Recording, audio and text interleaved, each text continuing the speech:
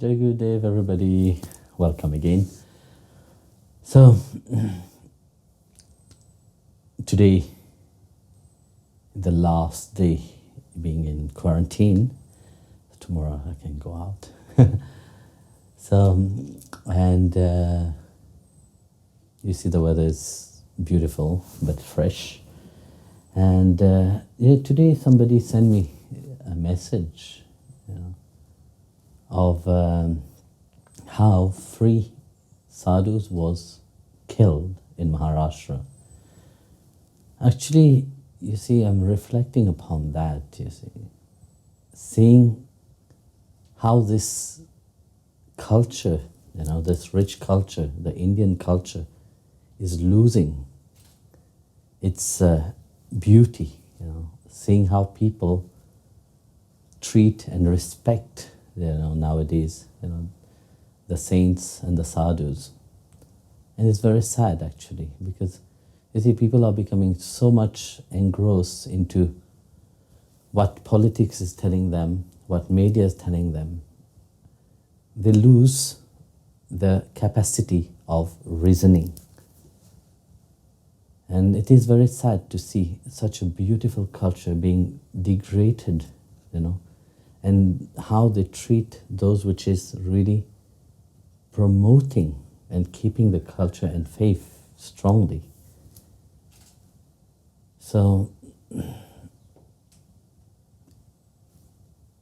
in a way, it's so beautiful to see that this rich culture have been spread, not only in India, have spread all around the world, you see, where everybody is profiting from that now.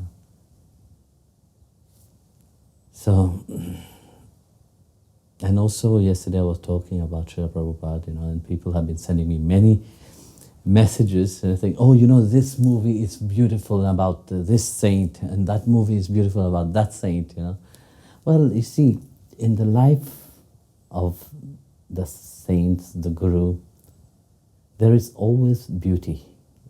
When we can appreciate that beauty, we can appreciate what they have given to us, we will truly grow from that. And of course, in all the saints' life, it is all wonderful. So that's why I always say, take the life of saints, drink from the nectar which they have given you.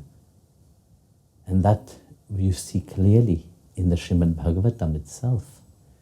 You see, the Bhagavat, it's so rich about the greatness of these great saints, Guru, Rishi, and what is the interaction, that relationship that they have with the Supreme Lord Himself. It is not just an idea, it is their reality. They live with Him. So each life of saints, what you have read, can inspire you. So be inspired, not just reading it and say, no, just transform yourself. See what you can gain from that and grow from that. And another thing, today is also the Jayanti of Vallabhacharya, which was a great saint. He is the founder of one of the 4 Sampradaya. He is also called Rudra Sampradaya, Pushti Marg, and so on. So he was a great devotee of Giridhariji, or Giriraj, So also in Pushti Marg, they worship Yamuna Maharani a lot. As you know very well, the temple in Vrindavan is Yamuna and Giridhariji. And also the Christian, the Orthodox from the East, the Eastern Orthodox, it's celebrating Easter. I wish you all a happy Easter, and Christos Christi and Christos Anesti to all, everybody. So I'll ask Jai Gopal to ask your question. Dear Guruji, could you please explain the difference between the devotion of Shiva and the Gopis? Both are said to be the best of devotees and great examples, but they are quite different. Does it matter which example we take? Look, Shiva is a lord of gunas, whereas the devotee, they are representative of devotion into whatever they are doing, into the material life. When we take, for example, the Gopis, a few days ago there was a question about Gopis and Radha, whether it was yesterday or the day before, a few days ago. We have to see they are all elevated soul, which means their level of spirituality and their relationship to the Supreme Lord is a model to everybody. So when we take Lord Shiva, which is the Lord of the Guna, Lord Shiva is always absorbed in remembrance of Sri Ram. Wherever he's meditating, he's always meditating upon the Supreme Lord himself. And the Gopis is also doing the same thing. Whatever they are doing in their daily life, they are doing in remembrance also. They are not sitting in meditation, but they are doing through being active into the outside world. See, both of them, their mind is fully absorbed. One is through sadhana bhakti. You see, where one is fully absorbed in meditation. But what is the goal of one meditation? Lord Shiva, which represent here the great yogi itself, said a yogi, even being sublimely, being exalted, being great, achieve a very great level in spirituality, but yet they are fully absorbed into, he's fully absorbed into the name of the Lord, that supreme aspect itself of the Lord. So you see Lord Shiva, when he's sitting in meditation, Parvati asked him, on whom are you meditating? Now you, which is the Lord, everybody called you Mahadev, So you're not just a Dev, you're Mahadev, you're the great God itself. But on whom? If you are so great, you are fully realized, okay, everybody's looking at you, praise to you, Lord Shiva. But yet, when we look at you, you're sitting always in deep meditation. So the object of one meditation, who is that object of your meditation, Lord Shiva? The object of my meditation is on Ram. My object of my meditation is on the Supreme Lord himself, Sriman Narayana himself. So this is the aim which we have to see, When in the Bhagavad, Canto 10, chapter 84, 16, 17. So what the rishis said to what they said to the Lord, said, look, we, the learned one, we are the rishis, we are learned, we know everything about everything around, We are so bewildered by your Yogamaya. We are bewildered by your Yogamaya. We can't comprehend. When you descend into this world, you see, you're acting so normal, just like a normal human being, as if you are yourself ignorant like all the other people. You're acting so normal.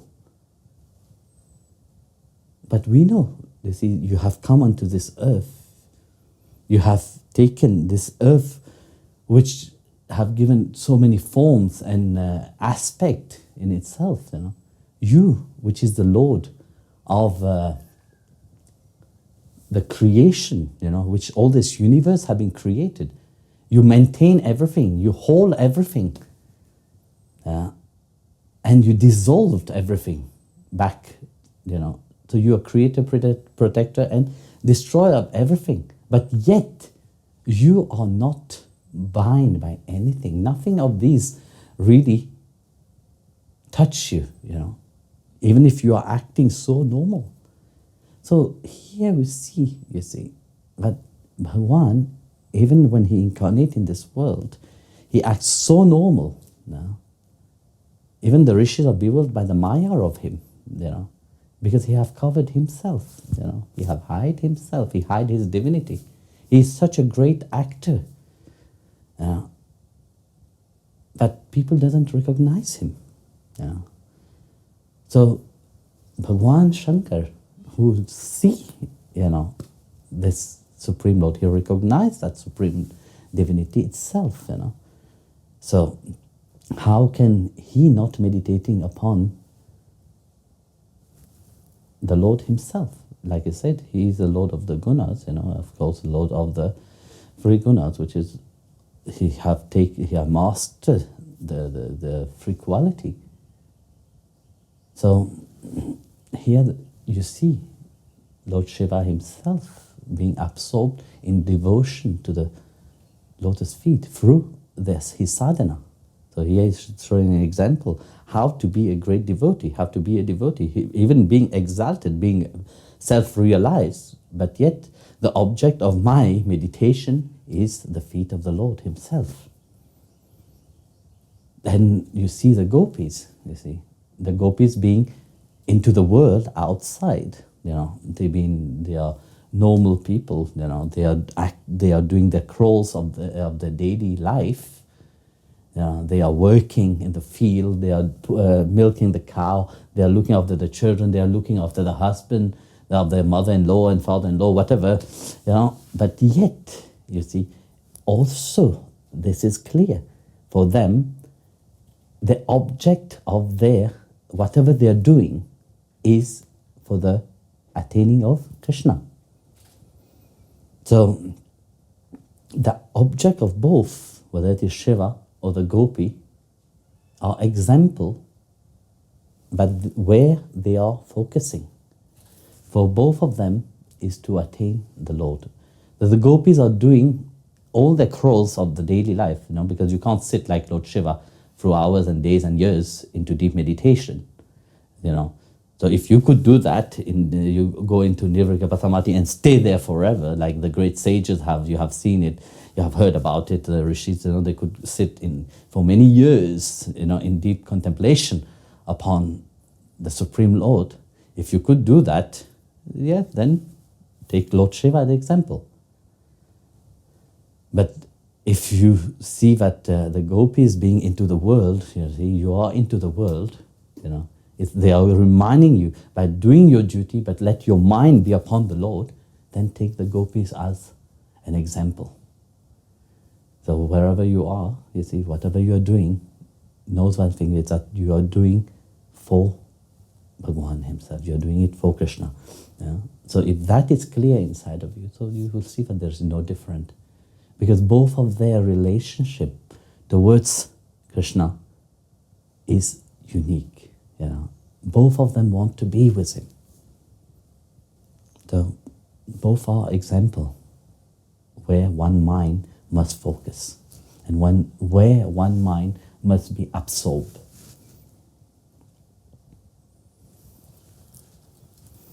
Guruji, doubt is a huge challenge on our spiritual path. What is the best way to overcome it? Is it better to ignore it or face it? You see, doubt is a natural thing, it will happen. Because why do you have doubt? Firstly, because you are not fully absorbed into your path itself or into yourself. So doubt may arise, especially at the beginning. But doubt is such a poison. If you start feeding it, you will be the one which will suffer afterwards. Because you see, doubt, when you have doubt inside of you, of course you start to think. This is your free choice, you have that freedom to think whatever you want. But to entertain that when deep inside of you, you know that it is not like that. A doubt, what is a doubt? When you have something, a doubt, it is something that it is unknown to you. You know, let's say you are on your path and somebody come and tell you something. And of course, straight away, because of your samskaras from the path, the mind starts to think about. So when the mind starts to think about, you start to create, oh, am I right on this path or not? Is it true what I'm feeling or not? But what you're feeling, that is your reality. It's not somebody else's reality. People knows what their reality for themselves, you know, but you don't know about their reality. You know only about your reality, what you feel inside of you, you know. So can somebody say what you feel inside of you, change that? No, you can't. What you feel inside of you, this is your truth.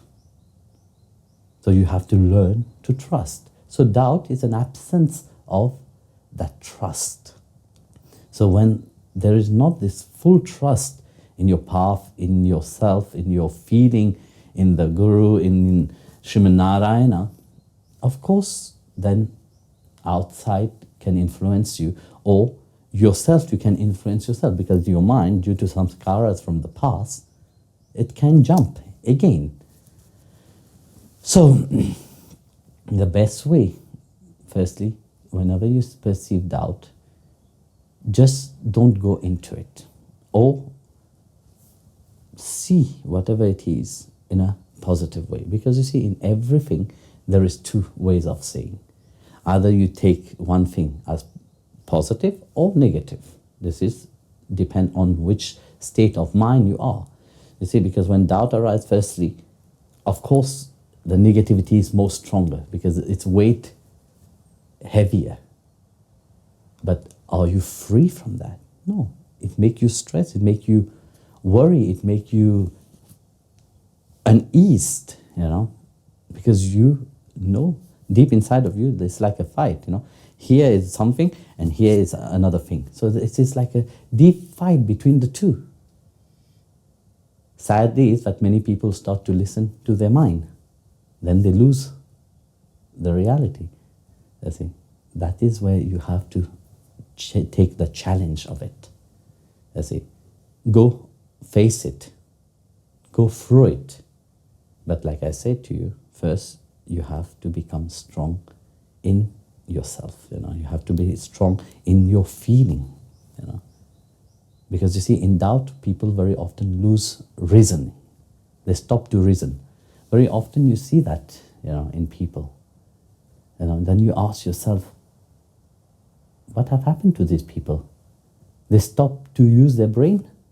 You can't become dumb from one moment to the other, but yet people do. It does happen. You know. So, and naturally, you see, if you turn towards that doubt and go into that path, of course you will not feel good with yourself. So due to you not feeling good with yourself, what you would like to do? You want to feel good back. How would you feel good? You will start to put that doubt upon other people, you know, others. You want to share what you have, you know. If you have good things inside of you, you like to share it with others. And when you have dirty things inside of you, it's also you want to share it, you know. It's like a garbage, you know, you're overfull with garbage. You want to spit, you want to put that garbage and throw it upon other people. And doubt is such, you know, but you bring it and throw it on other people. Do you think you will feel good? No, you will never feel good. Even if you appear to feel good, you know, you will never feel good. Because you know very well you are going against your true nature. You're going against what you feel inside of you. So when you go against what you feel inside of you, even if you are poisoning others, you are throwing your dirt on other people so that they can tell you, yes, you are right, and praising you for, wow, you have opened my eyes and all this shit, you know. But this will not help you. Because it will always create a certain, am I truly right or not, inside of me. There's a beautiful story, you know. There was a girl and a boy. So they were playing. The boy had a variety of marble. You know, this little round thing that when you were small you play. So he had a variety of that. And he was very proud of it. And the girl have a variety of cookies, candies with her. So the boy approached the girl and said to the girl, let's do an exchange. I will give you all my marble. You give me all your candies. And the girl said, okay, that's fine. So as he was giving all the marble, he kept the most beautiful marble and the biggest one, he kept it, he hid it. And he gave all the others to the girl. And the girl gave all the marble, all the cookies, candies to the boy. And that night, the girl slept wonderfully. Yeah, she was pleased, she was happy because she was free. She had given all what she had. But the boy could not sleep. Why would the boy could not sleep? Because inside his consciousness start to reproach him. So firstly. Secondly, his mind start to think. Because you see, when you have done something like that, your mind start to think about, you know, I have taken this marble. Maybe she have not given me all the candies, you know. She also have hid the best candies. So like that, he could not sleep. So like that also, you see, people who cultivate doubt in the mind, they are never free. Because you see, when you go into a certain path or certain direction in life, you have to try to give your best. I would not say 100% because it's impossible, but at least you have to try your best, you know. So if doubt is there, doubt will always try to stop you.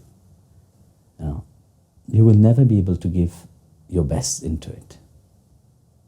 So look at it and transcend it, you know, or transform it. Or if you can't do it, just ignore it. So, next. I practice Atma Kriya Yoga, but I don't understand why your devotees keep telling me I need you. Sorry, you practice Atma Kriya. But okay. Don't understand why your devotees keep telling that I need you. That the person needs you.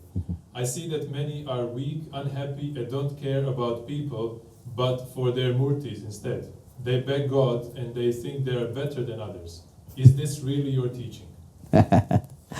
No, actually, my teaching is not that. You see, the point is that very often you have to see one thing. You know, in your question, we have to break this question into many parts for you to understand, you know. Firstly, you are doing Atma Kriya Yoga. Of course, you don't need to be devotee, you know, you can practice it. Nobody is telling you that you are not,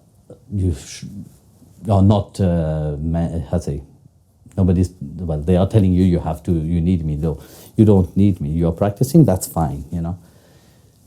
And secondly, in your question that you said, you know, they care more for the deity than the people, which is not true. You know, I know the devotee. I have always tell them, service is the most important thing, you know, and caring for others is the most important thing.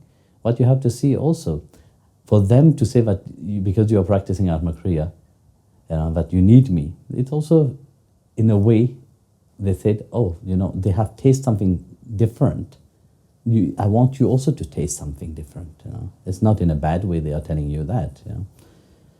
And also one thing you have to understand, a devotee life, you know, what the devotee have, you know, it's different from what a mundane people have. I think for them, they have find their way to happiness, you know, through a certain way. And they are happy about that. And I will not say that my devotee are not happy, you know. Maybe there's one or two which is not happy, but you can't expect, you know, because devotion comes in many ways, you know. So it can be that also being unhappy is a form of devotion.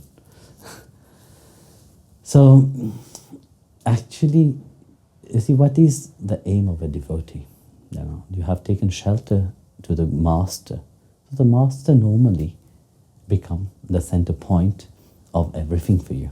You know, Ramanujacharya, he gave 82, how to say, prominent words that he said before he passed away. He said, worship, give the same respect as you worship the deity to the acharya. And also he said, treat every devotee with equal respect, So it's not about disrespecting anybody, It is out of happiness that they say, yes, you must be like this, or you must, because they have tasted something what makes them happy.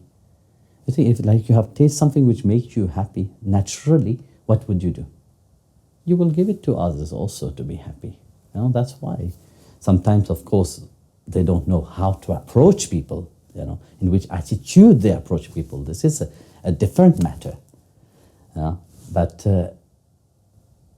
if they have find their path, you see, they have find their aim and goal in life, which many have not. What is the most important thing about that? What is why not? You go through lives. You say yes, you are happy. If you see your life before, and your life when you find your spiritual path, your spiritual master, and you are centered into that, what great joy that will be. Because you see, not in every life that one finds the spiritual master. And if they realize that and they have the deep feeling inside of them that it is, why should I be different? Why should I be how you want me to be? No, a devotee, they have to be how a devotee is. And of course, you see, sometimes their action will be completely different, from what people expect. You say they are serving the deities more, Of course, this is their aim. The aim is not about serving the deity. For them, the deity is not just a metal statue. They are focusing upon that essence which that deity holds, And that essence which that deity holds, how can a mundane people understand that? Because we see, when the mundane people look at a statue, they see only the surface of the outside, But they are not exalted to see what is beyond that. A devotee feels a different relationship to that, even if it is just a piece of metal or stone or wood or whatever, But that essence which is behind everything, and that's what the devotee really perceived. Do you think by taking a piece of a stone and carve it into a form and you worship, that's it? No, it is not that. The person is not creating a relationship to the metal, but to that essence which is behind that, to that essence which prevails over everything. You see, if God through faith can energize that deity and make it alive, imagine that, how great it is. A few days ago I was saying, chapter 9, verse 11, when Bhagavan said, I come into this world, chapter where he said, I come into this world by my own, nobody can really recognize me, How would one recognize him? Only when you have a certain relationship to him, then you can recognize him. If you don't have a relationship to him, why would he reveal himself to you? He will not. So the devotee, they have a certain relationship to that deity, where they feel something deep. Very often people say God doesn't have a form, but we should just sit and meditate upon the formless, which is so absurd, When Krishna himself, chapter 4, verse 6, he said, I incarnate into this world, by my own will, me, which is unborn, which is imperishable, which is the Lord of all being, I come into this world by my own Yog Maya. So I cover myself again, like I was saying before, the Bhagavad, Bhagavatam, Canto 10, 84, 16, 17, where Lord Krishna himself said, I come into this, the yogis said, but here, chapter 4, verse 6, he said, I come into this world by my own will, and I cover myself by my own yog maya. But how would one really understand that?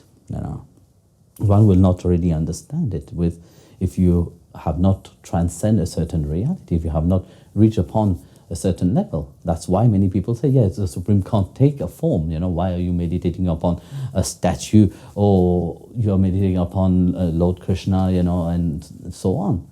But how people who doesn't have a relationship with the divine, who doesn't understand truly that what is a relationship really means, they will not understand what the devotee is going through inside when the devotee is serving the deity itself. So that's why they will say, just imagine in one instance, okay? We talk about very often people say God doesn't have a form or whatever, which is absurd completely.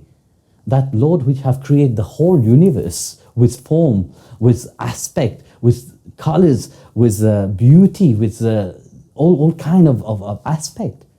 Do you think that Lord which will that everything happen can't will a form for himself? Then he can't be God. So through bhakti, through devotion really, those who have that relationship to their deity, to the divine itself, their mind don't function the same way. They have excelled that reality. For them, they dwell for the service of the Lord, for the service of the Guru. Why would they serve a mundane world which will lead them nowhere?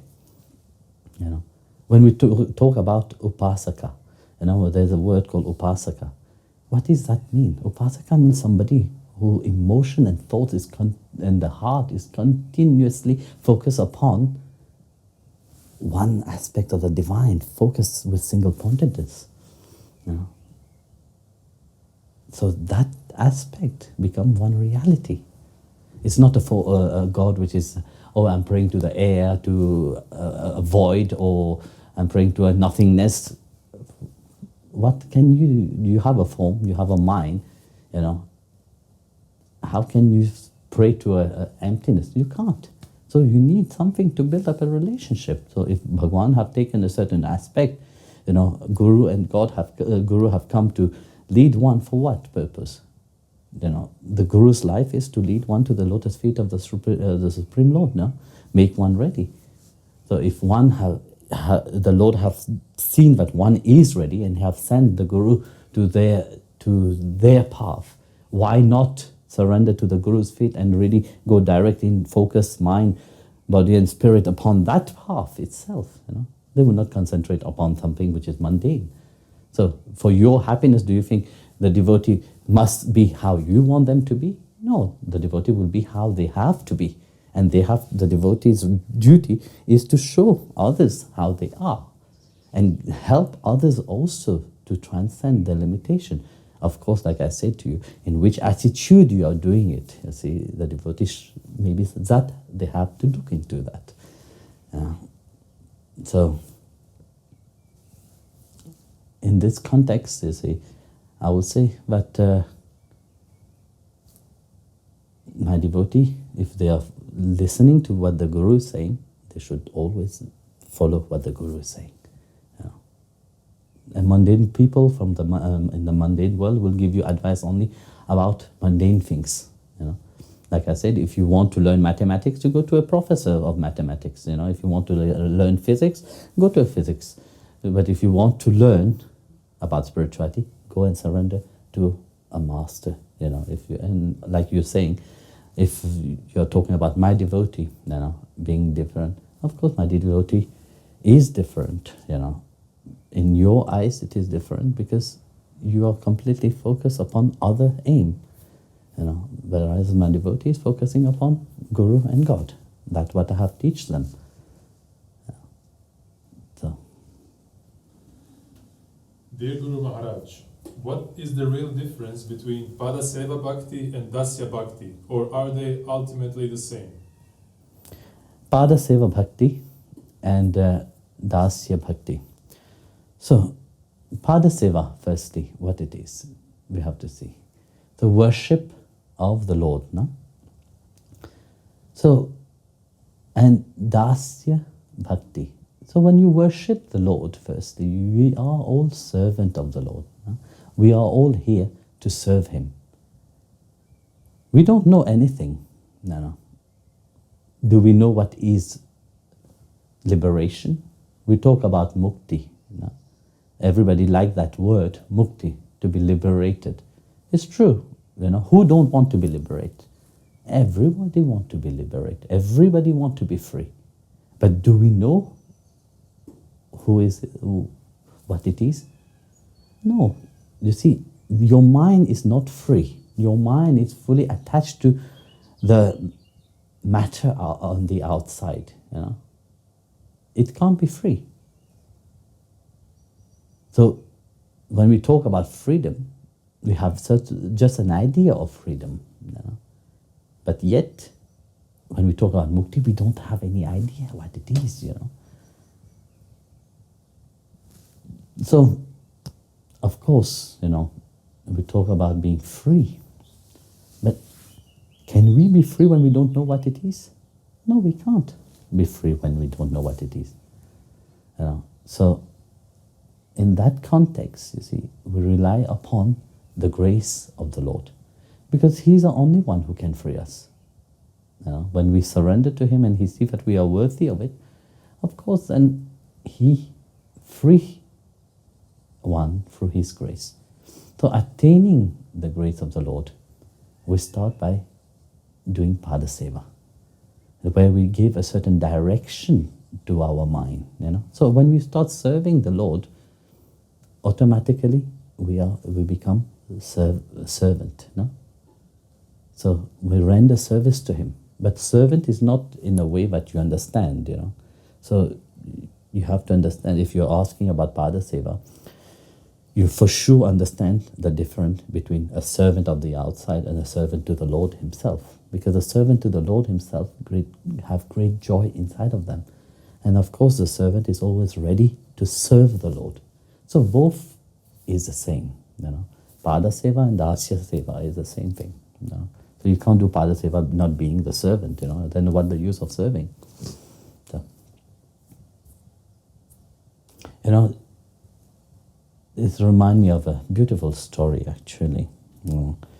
Because you see, when we are talking about service, we are talking about not service just to some things. We are serving the Supreme Lord Himself. So that is the aim of it. That we are serving the Supreme, and that Supreme reality, it's automatically make us humble. So, in the life of Mirabai, you for sure you know about Mirabai. So Mira was always fully and madly in love with Krishna. So for her, Krishna was everything, and Giridhar Gopal was everything for her. So whatever she will do, she will talk with Giridhariji. She will laugh with Giridhariji. And of course, she will quarrel with Giridhari. Not only laughing nicely, talking, but they will fight also. So that was their relationship. And of course, from looking from the outside reality, of course, we will see from somebody which is outside, we'll see that, oh my goodness, they are mad, these people. She's mad. She's talking to Giridhar Gopal, this little statue, and she was smiling, talking. She a bit crazy. And of course, you see, her husband, she was married. She was a princess. She was married to a prince. And of course, you see, the prince seeing that Giridhar Gopal is getting all the attention, he became jealous.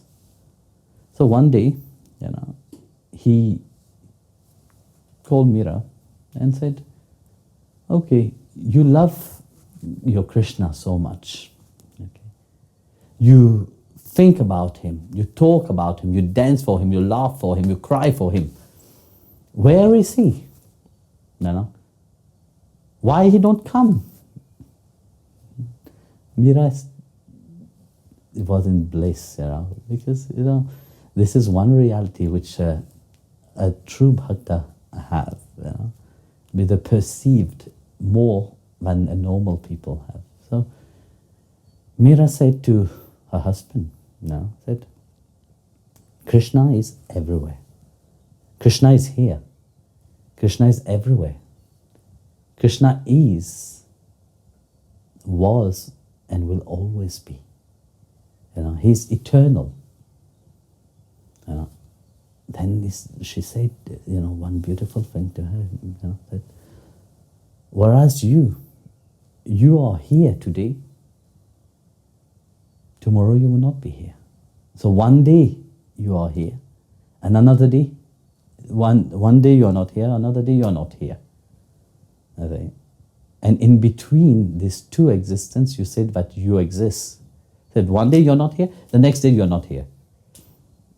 But in between two non-existence, how can you exist?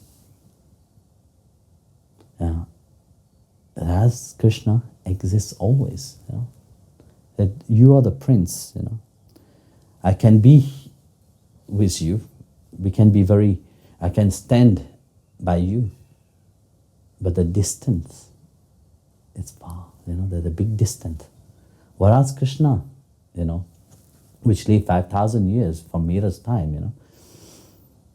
So the distance between Krishna and Mira in time is very near. So you see the two existence, the dimension itself is a different dimension in itself. So the devotee have that relationship, you know. It is beyond time, beyond a limitation, because it is a love relationship. You see, this love which bring everyone close to each other. You see, because in love there is no distance. That's why people long for love always, you know, to remove that distance. But when there is a distance, love doesn't exist. So love bring one close to each other. So that's the instant that why we love, you know. So when bhakta find that eternal love inside of them, they feel that beloved Lord is not far away. That beloved Lord is there with them. You know, every moment of their life, they feel him. You know, it's not just a small statue. You don't perceive that statue anymore. That element which is outside has transmuted itself into the infinite Lord himself. You know, even being in the form that the yogis said earlier, I was telling now, the sadhus, you know, the rishis actually, you know, they said, bewildered by your maya, you know, you even act so normal, you know. So here, you see, the devotees who have ascended into that, they are also bewildering the other people on the outside. They are bewildered by maya. How could they recognize the greatness of a devotee? How would somebody which is fully absorbed into the delusion world of maya outside, where maya is covering them so much, how would they understand what is happening within the heart of a devotee? You know, only the guru knows what is happening into the heart of the devotee. That's why one takes shelter to gurus, you know, because they understand that guru can free me from that, you know. And it is through the grace of guru that I have left that mundane reality into this reality, you know. But I have found my path, my way, you know, which I'm feeling that love and surrender, you know, where Bhagavan himself, God is not just a concept, but God is a reality, you know. And that reality, because through the word of the Guru, you know, through the trust that I have in the Guru, of course, that become the reality and the descent of the grace of the Lord upon that devotee itself happened. So for Mira, this was that reality which she lived, you know. And those which is doing Padaseva, of course, when you're doing Padaseva, like I said, it is also Dasya Bhav, you know. So it automatically make you humble, and it automatically open that love relationship towards the Supreme Lord Himself. So, Jai Gurudeva.